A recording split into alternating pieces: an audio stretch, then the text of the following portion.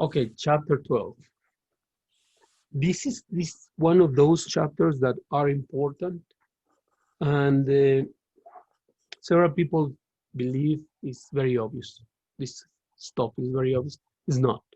It's not, and it's where many corporations fail, and they go to bankruptcy. So this is about the marketing channels. How do you deliver whatever marketing offering you are producing to the customers? So bottom line, you need help. Always you will need help. I wish it wasn't that way. Isn't that way? You need help. So now that I told you how to study, I will follow that format. I will tell you what are we going to cover and just try to make sense of the chapter. Okay, it's easier for you to later study better. And okay, we want to know. We are going to talk about distribution channels.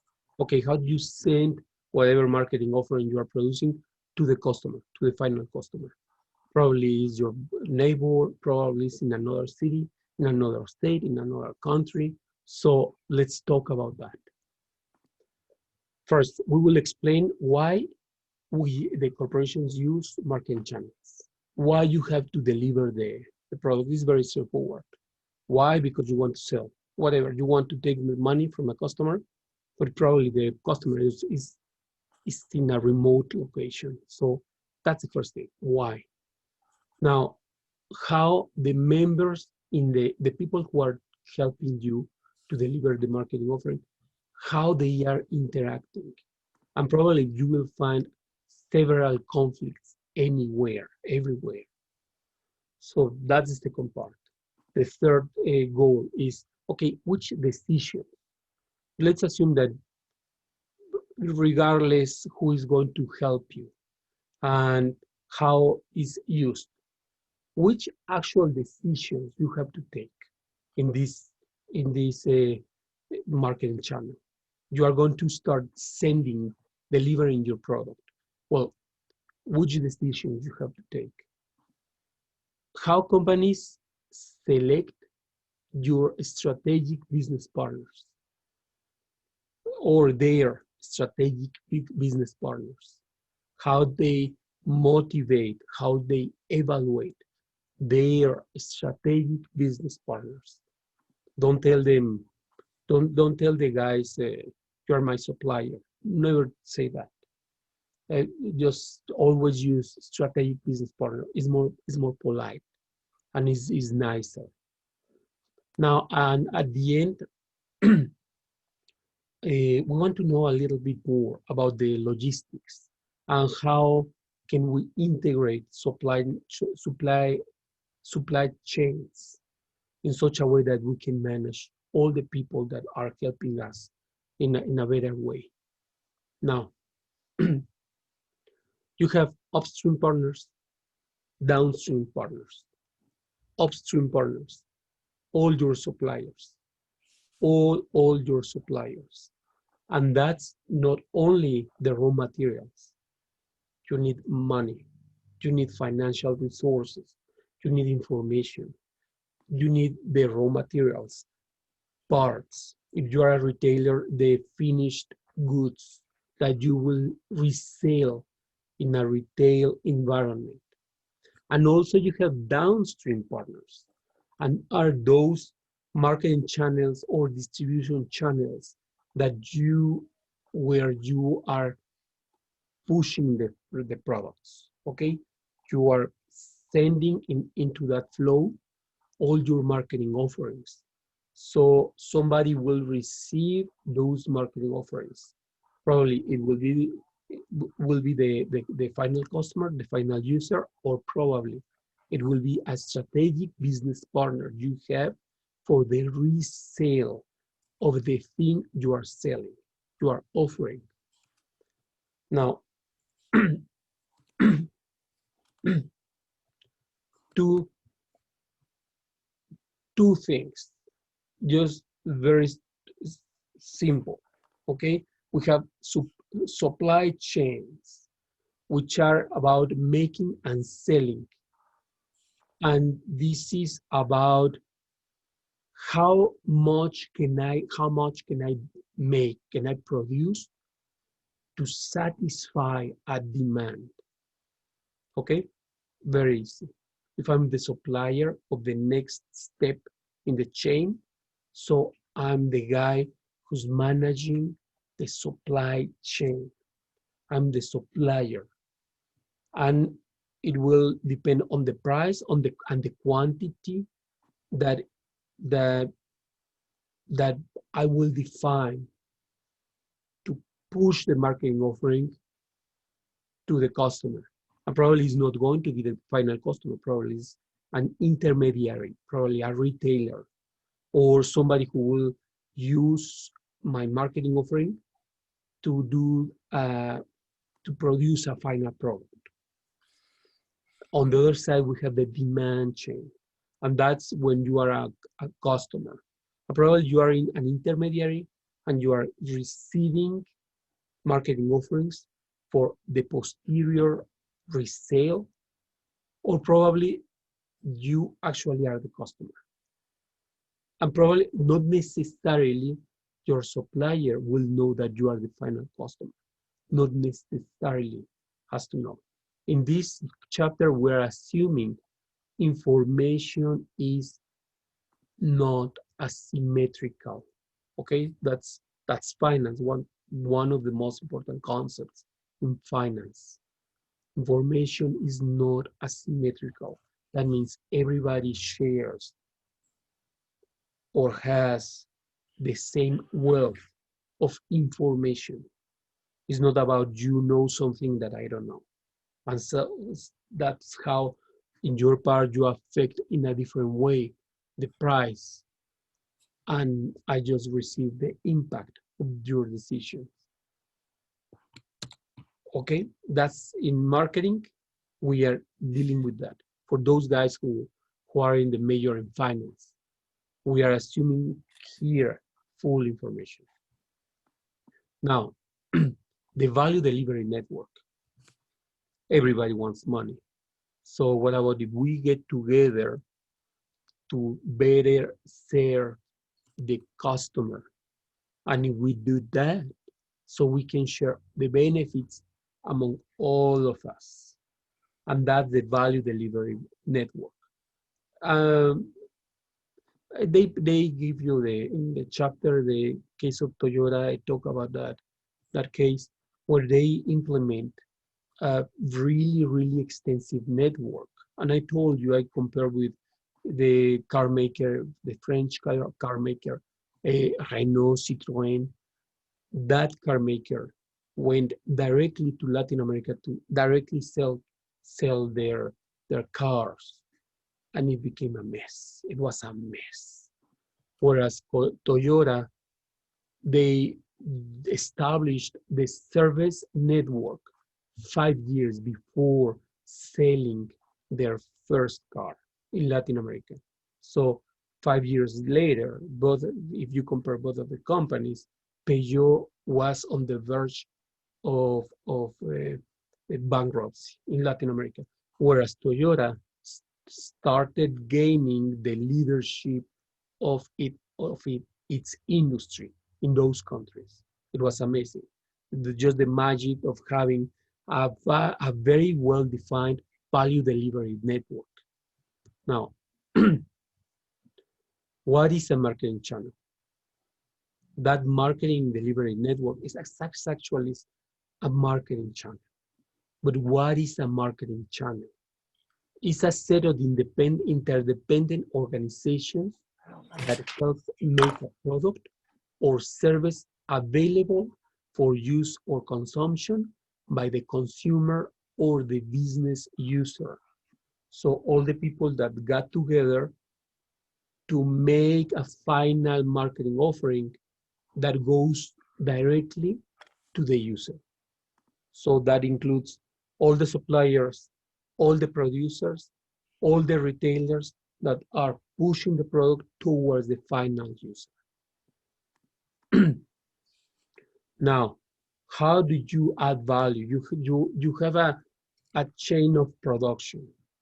So you add your marketing offering to the final product and pass along. Somebody else will add another part, pass along. And it can happen in one sole factory, on a series of factories, or on a series of businesses that produce different services. And when the final marketing offering arrives to the user, it's a bundle. It's a bundle of benefits. Each benefit is produced by a different vendor. But in that moment, all of them are together producing an experience that is the addition of each of the parts is bigger than what you would rationally expect. Is triggering feelings when you are experiencing the purchase, for example, of a new iPhone. It's about the customer service. It's about the operating system. It's about the stability. It's about status. It's about the alter ego you are now producing. It's now about the differentiator probably as a professional that you can show off, and upon of which you can build something else. So the sum of the parts is bigger than the sole phone itself. And that's the whole point. That's the whole point why you want to bring people to the team to produce a better and better and better marketing offering. Okay.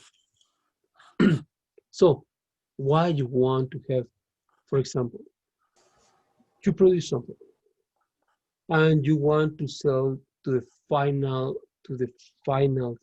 consumer. So if you use a distributor, the distributor could give you order.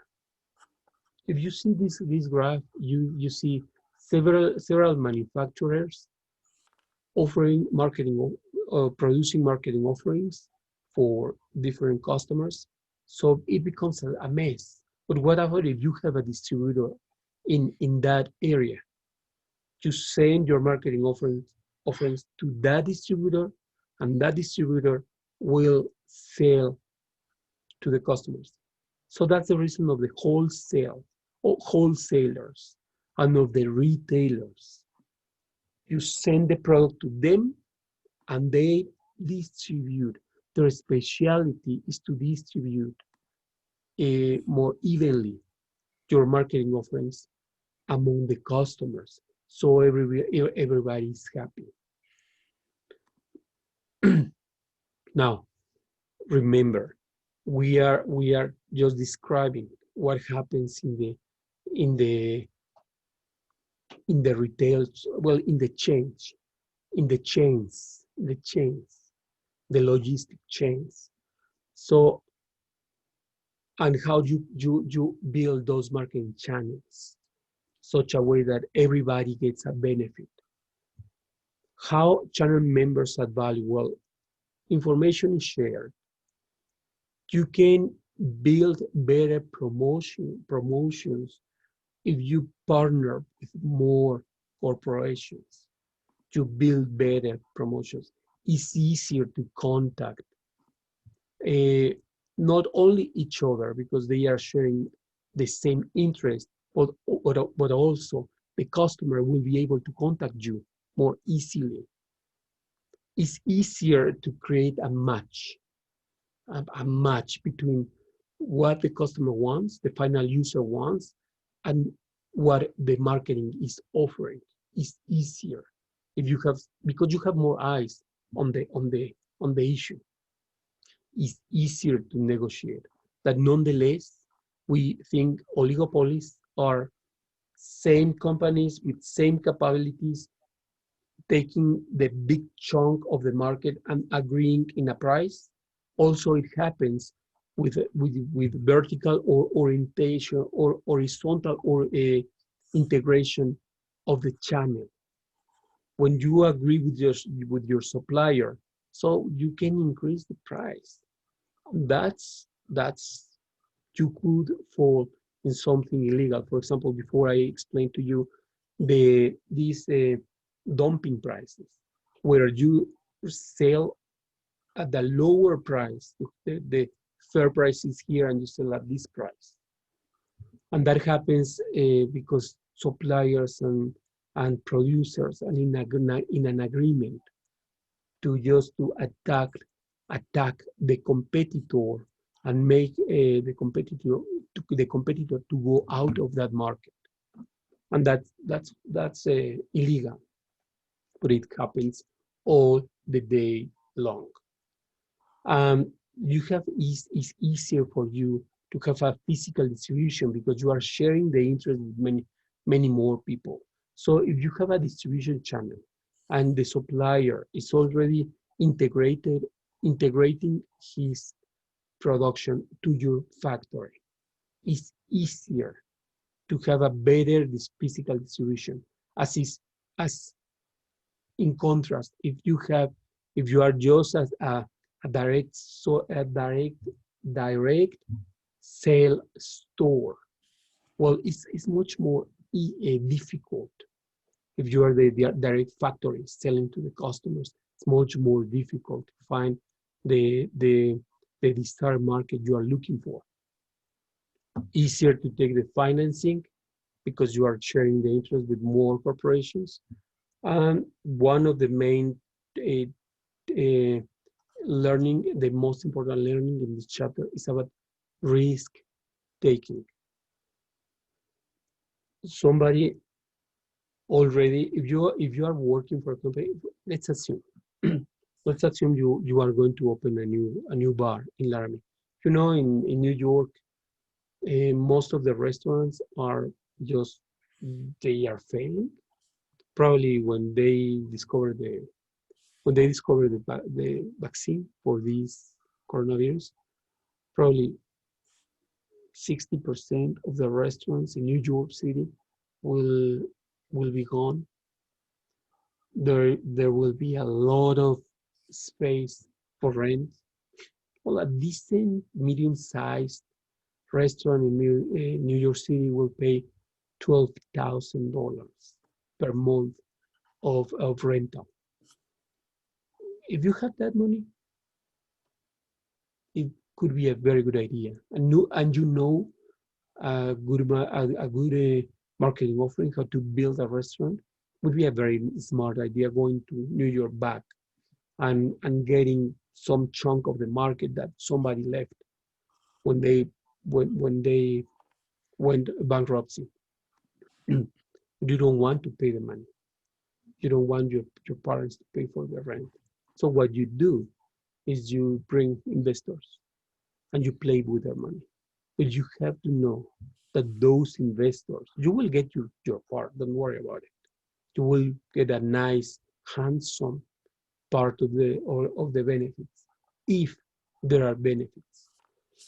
But the people who are your investors, in many cases, they are risking their wealth. So you don't want only your investors risking their wealth. You want other investors from other companies risking their wealth. And that's the reason you create these associations. So everybody is sharing risk.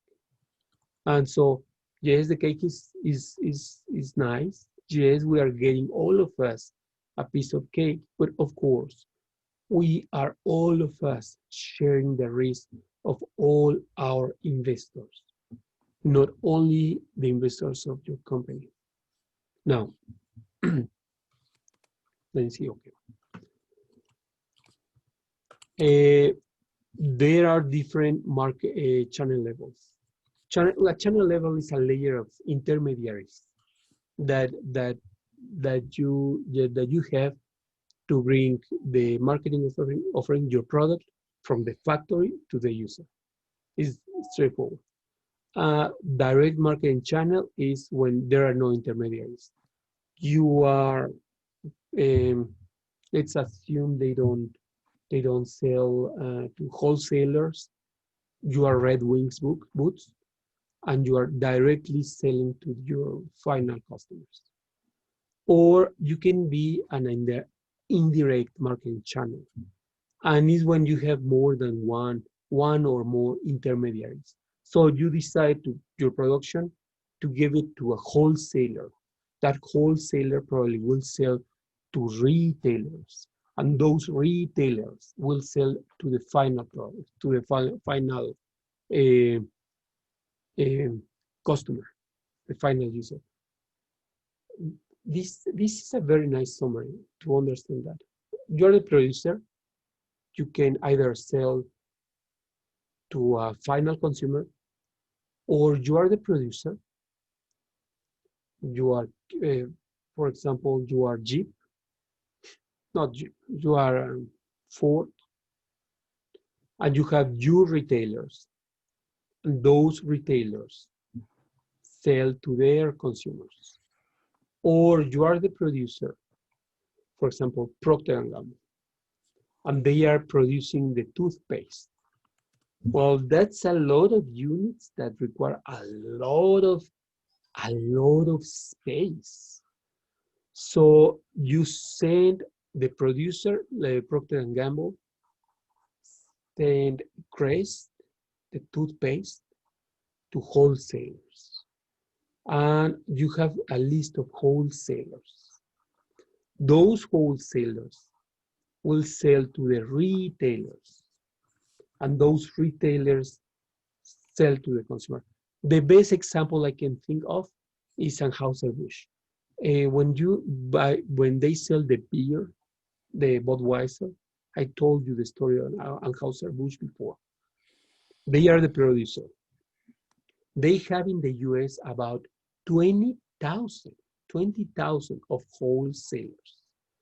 And those wholesalers are selling about 400,000 retailers. So, you know, this Friday, probably you want a beer, you go to Walmart. That Walmart in Laramie, that is one of the retailers that got the Budweisers from a wholesaler that itself bought from directly Budweiser or Anheuser-Busch. Okay, a very important comment, a parenthesis. You want everything going well. So you have to figure out who's working with you. When you are big, huge, when you have a huge company, you want to figure out if you are there with the right people, right? So how can you go to this convenience store or liquor store to tell the owner, I don't want you to sell my beers because essentially you're a mess. Everybody in your town has a very bad image of your business. So for example, remember that on the left of Walmart, you have a liquor store. Remember that store. Some of you don't remember that store. That's a good example how bad they are as store. Because some of you really don't remember the store. So what you do? Look at the graph. You have the producer. You have the wholesaler. And that wholesaler sells to the retailer. And one of the wholesalers is selling to that store that is pretty bad. The service is not that good. So what do? If you are a Anheuser-Busch? Well, you don't want that retailer to go away because they will start selling your competitors beer. So what do you do? What do you do? It's straightforward. Anheuser-Busch, in the case of Anheuser-Busch, they created something called the voice of the retailer marketing study. So each year, the company sent to the retailers a customer satisfaction survey about all the aspects of the beer business. They receive the surveys, they process the surveys, and they give as a gift to the wholesalers their survey.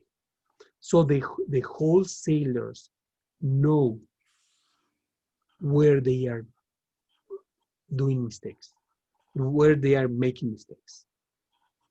That's a very smart way to do it. But remember, once you have the channel, money is running through the channel. And you might probably don't like somebody in the channel. It's it's very probable you don't like somebody. But you know what? Everybody is making money. What do you do? How do you negotiate with the people in such a way that you can get along with them? So it adds a lot of complexity to this thing. And this is very important to know. You are connected with your marketing channel in several ways. You have physical flow of products, ownership because the investments now go through all the channel. The payment flow, how the money goes to the supplier, not even to the producer. It goes to the supplier. The supplier fails, everybody fails. Everybody will be unhappy. So the payment flow, how it goes, the information flow. Somebody in the front line, in the retailer, learned something about the product, how it goes back up to the supplier, not even the wholesaler or the retailer, not the producer, the supplier, how it goes the information back there. Now the promotion, who adds promotion to the chain in such a way that when the consumer receives the product, it comes with a lot of promotions that went through all the chain. That's very tricky.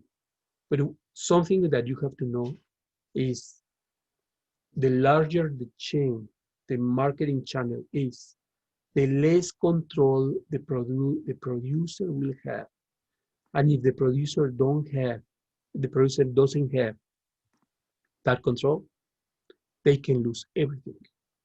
It's kind of really risky, like very risky. Now, how the channel interact, the members interact, and how they organize to perform the work, to do the job. Okay, the channel will have a behavior. Just think that the best way to think about this is your grandma, your grandparents, your parents, you, and who will become, okay, your friends and your friends. You are the summary of your family's history, and your friends receive the benefit. Okay, so you have a supplier. It's a figure. It's a figurative speech. Think about your grandparents as the suppliers, your parents as the producers, you as the retailers, and your friends as the final users. And let's talk a very straightforward service. Humor, your sense of humor, how is produced in such a way that people are happy with you. And it's very straightforward. The way you receive, you give jokes, give smiles, and you receive the recognition and comfort to be with your friends. Straightforward. I hope your sense of humor is not like my class, because if it's in that way, change it. But is you have to make somebody smile. Okay, but there are conflicts. The example I gave you is a vertical channel, and probably you can have several beliefs that enter into conflict when the retailer, that is you, are providing a sense of humor to your friends. Oh, yeah. Probably your sense of humor is different, so your friend doesn't smile and even gets offended. So it's a vertical conflict because the line of production What the fuck was didn't that? align with the customer. You have horizontal conflict. Sometimes they decide, no, no, no, no, no, we are not going, I'm not going to be your supplier. I will go into your factory. I will install into your factory under the factory scheme or layout, which I explained before in another class. I told you about the factory concept. I will install in your factory, my factory. So I'm not going to be your supplier. I will be part of your production process just to make sure everything is okay. And probably the producer would talk with the retailer, and the retailer will tell the producer, you know what?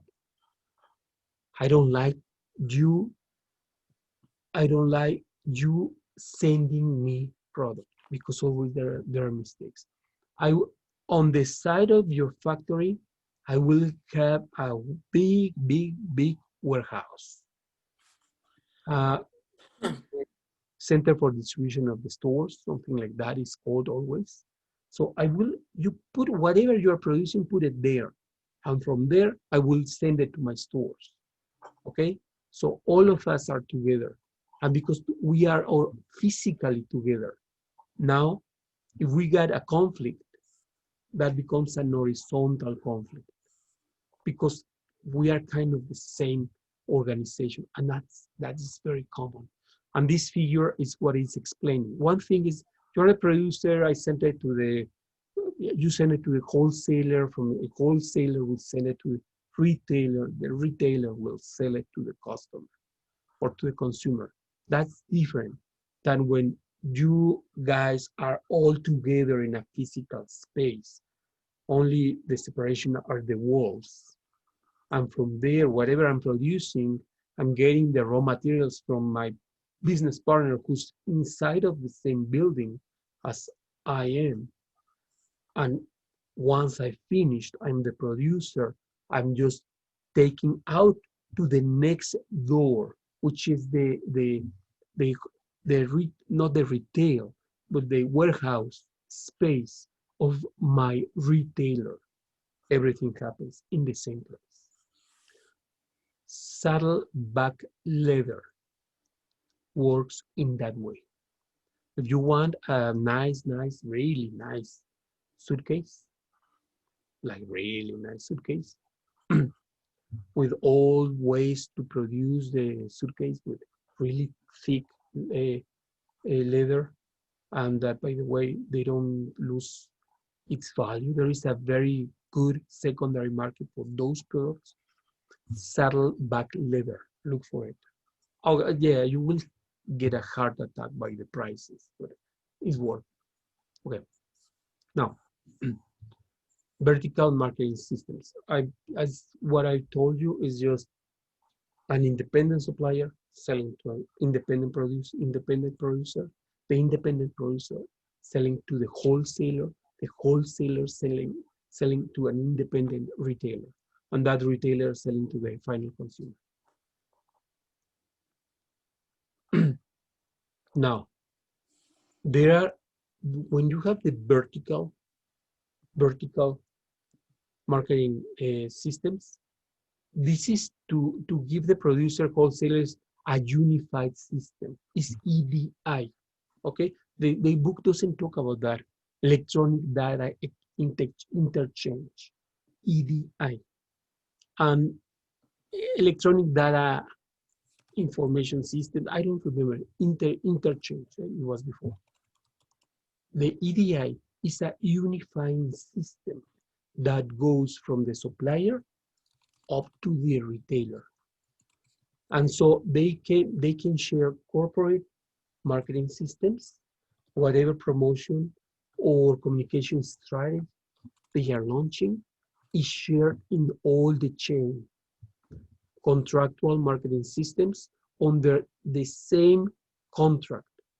They are covered under the law or by the law to produce some specific marketing offerings. So it's much more difficult to have a fake copies of your product into the chain. That's the case of specifically of Apple. If you compare Apple, the Apple Watch with Timex, Timex is very easy to copy because they don't have control of their suppliers, neither in their marketing systems nor in the contractual marketing systems in the contracts.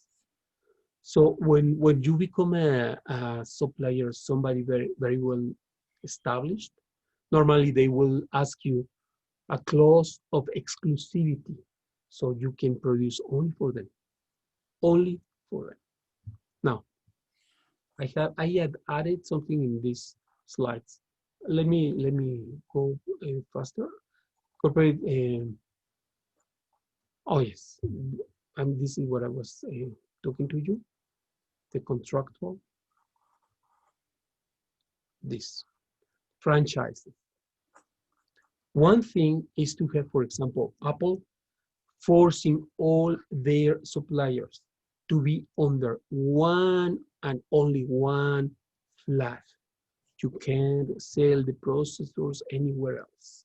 Those specific processors are for our machines, and you, Intel, whatever you are doing, I don't know with whom else you are working. For us, these specific models will be produced only for us. If you have excessive capacity, you will give us, Apple tells Intel, you will give us whatever it was your remaining processors, and we will decide if we prefer to be destroyed. That happens a lot in the with the perfumes. The perfumes are very specific to the suppliers. You are producing this essence. This essence is for us. So if Saint Laurent, for example, one of the French producers, if Saint Laurent, they go to this producer of specific vanillas, and if Saint Laurent will tell them, this production you are doing is ours. You are not going to sell it anywhere else. If there are remainings, it's not yours, it's ours, and we will destroy it, not you. You give it to us. We will decide what to do with the thing. That happens as well with the chips. This company, Pepsi, is the owner of one of the major chip makers. I don't eat many chips, so I don't remember the brands in the US. But it goes in this way, especially with the potatoes. The producers of potatoes, they bring a lot of potatoes from Mexico, from the Mexican state of Sinaloa. And when you talk with those producers, they tell you, we got the production of potatoes and we have to put it in our warehouse for up to 3 years because Pepsi doesn't allow us to sell it. It's theirs. They are paying an overprice. We can't sell anywhere else. Now, that's different to the franchises. In the franchises, you are the guy who's coming up with a business venture. You want to open a business, you don't know what to do. I want to probably, I don't want to, reinvent the wheel. I don't want to do they in Spanish you say, I don't want to reinvent the hot water. It's already invented. So probably you have money and you want to try something that has proven success. So you go for a franchise. You have, for example, those that are manufacturer sponsored retailer franchise, which is the case of Ford. Okay, Ford produces cars. They send the cars to some specific huge parking lots that I bet you have never seen. It's highly probable you have never seen them. Is where they park the cars, and you know that that's a Ford, the corporation Ford parking lot, because all the cars will be covered with wax. It's, it's ugly. You see these new cars, all of them covered with a thick layer of wax. It's crazy. So from there, the corporation sends to their retailers specific inventories of cars. So here in Laramie, if you go to the Ford, you got the new cars. You will see all of them really clean, recently washed. They don't have any wax remaining whatsoever. That's how Ford works.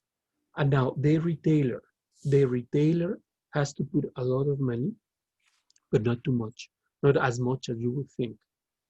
Actually, the business of the retailer in Ford are the car repairing. All the and it is not that hard, especially for some of you that think that bringing to the retailer the car is the best thing to fix the car. It will never be, because that's their main business. Their main business is not selling cars. They have tiny margins on the sale of the car. And when Ford wants to move the inventory, they send the discounts to the retailer. And the retailer knows that at the end, they will get, in a 25,000 car, they will get like 1,200 of margin, probably $800 as a margin. But the business is in the repairing shop, in the workshop, where everything happens. Now, what happens when it's manufacturer, sponsor, wholesaler, franchise? Coke only produces the syrup, only the syrup. They don't care about the bottling process, about how to prepare it with the mineralized water. They don't care about anything of that. They only care about producing the syrup, and they franchise territories. So if you have like a lot of money and very good contacts, you put the production of soft drinks, and you tell Coke, you know what, I can be your exclusive producer or bottler for this area in the south of Wyoming. I can be the guy. And so per each of the Pepsis or the Cokes, you will probably 2 cents. But that's a lot of money. You have no idea how many they sell. Now, what about service firm sponsor retail franchise? And that's McDonald's. They will tell you what, just the name is $1 million, plus the restaurant, plus the equipment, plus the training. And you go to the University the hamburger, the burger university in Chicago, in one of the little town nearby Chicago. So they will give you the know-how, the whole know-how, and the name, and they will force you to buy from them all the raw materials, follow their business procedures, and all their policies. And they get a big chunk of your profits, like 30% of your profits. But it's kind of the best business you can make.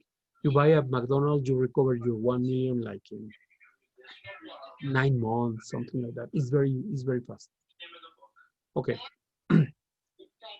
let me go to the next. Okay, one another in the horizontal marketing systems, there are many examples. One of the examples is the pharmacies. In the pharmacies, you have the guy, the PhD who studied pharmacy, using as if it was a franchise, a space inside of the pharmacy to sell their refillings, or the fillings of the prescriptions. That's one business. Another business is the medical doctor. Sometimes there is somebody or a nurse practitioner giving you a consultation. That's another business. And sometimes is besides the medicine you can buy from the pharmacy, other articles. And so most of them are integrated into one big basket.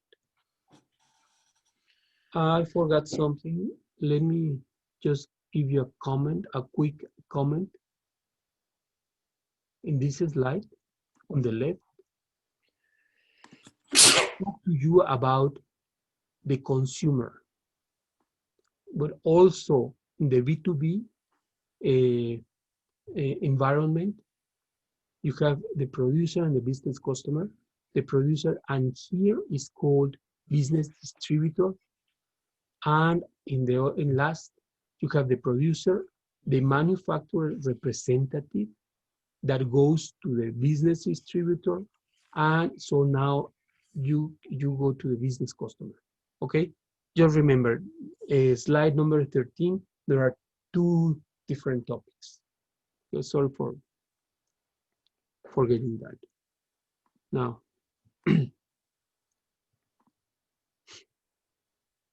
I will stop. Okay. Multi-channel distribution systems here. One important thing, not necessarily you have to have only one distribution system. For one line of products, you may decide to sell directly to the customer, and that's your segment one in this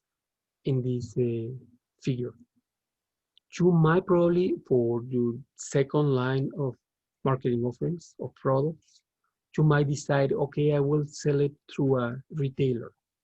I will sell it through a retailer. That's another one.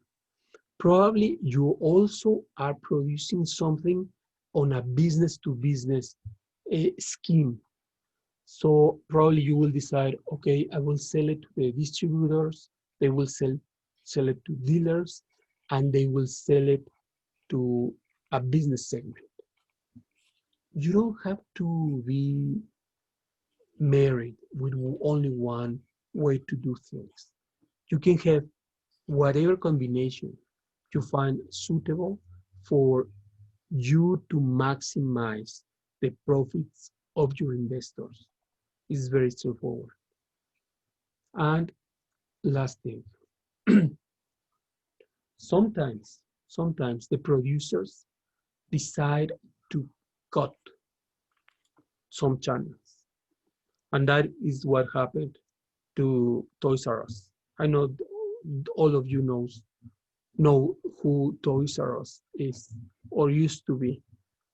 So it was very straightforward. The producers, the toys producers, found that selling not to a specialized retailer, but probably selling directly to an electronic mean to the final customer, it was much more profitable. So they are taking away the middleman, which was Toys R Us. And at the end, they failed. And it was very sad. It was very sad because everybody liked Toys R Us.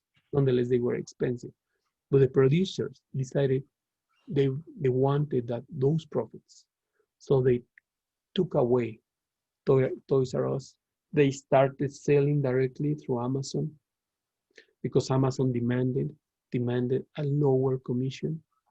Nonetheless, they have really bad, aggressive policies against the suppliers, against the vendors. But the Mattel decided, no, we're not going to do more Toys R Us, and so Toys R Us only were specialized on toys, and they failed. Okay, questions. Any question? Next class, we will continue with objective 3. Objective 4 is only one slide, and we will continue with chapter 13. This weekend, you have 2 chapters, okay, as a homework. Chapter 12 and chapter 13. Please don't forget that. Do you guys have any question? No questions? So, see you next class. Thank you very much. Stop here. Thank you, Professor. Thank you. Thank you, Professor. See you.